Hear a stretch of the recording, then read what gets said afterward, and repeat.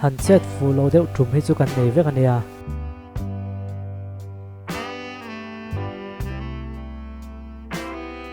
hisab toy lu tuk hi chu a buai thlak thin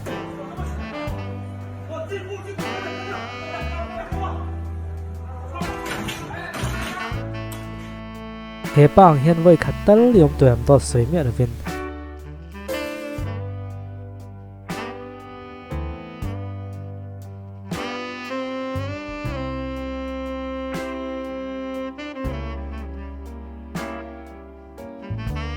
bial nu te anin lak fit chuan ke mani pok anin lak fit ve tho ngai nia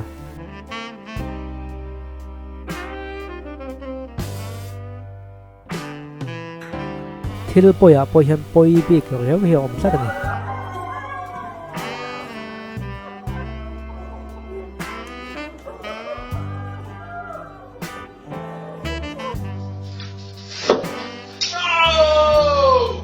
kan soi tuang khan chet fu lo lak lo to hi chuan chet fu lo hi ol khop mai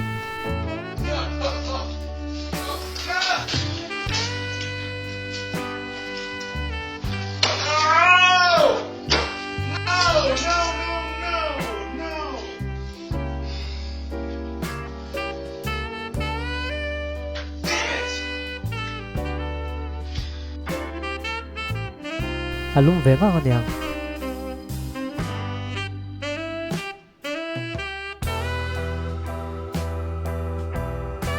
achang chuan thil tongkai deuh pawh hi tongkai lo veka achang fo mai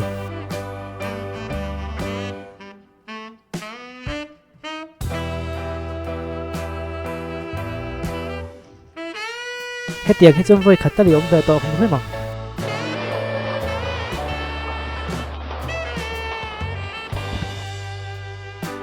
mi pa chuan hetiang hun hi kan chang thrin ani kha te ngo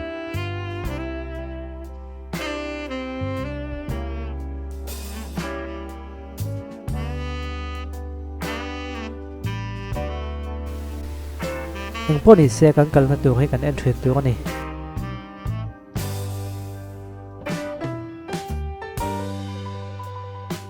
hei hi engang sport nge ni ngai de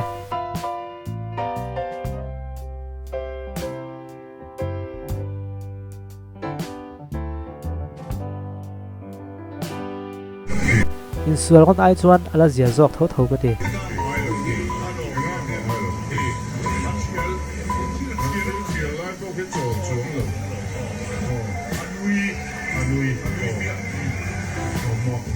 nula pakhat chuan present don hong bal bal maya chung zi nga chuan akin lo deuh mai lo oma chu chu nge ian chuan video lo lang hian mai lo ni a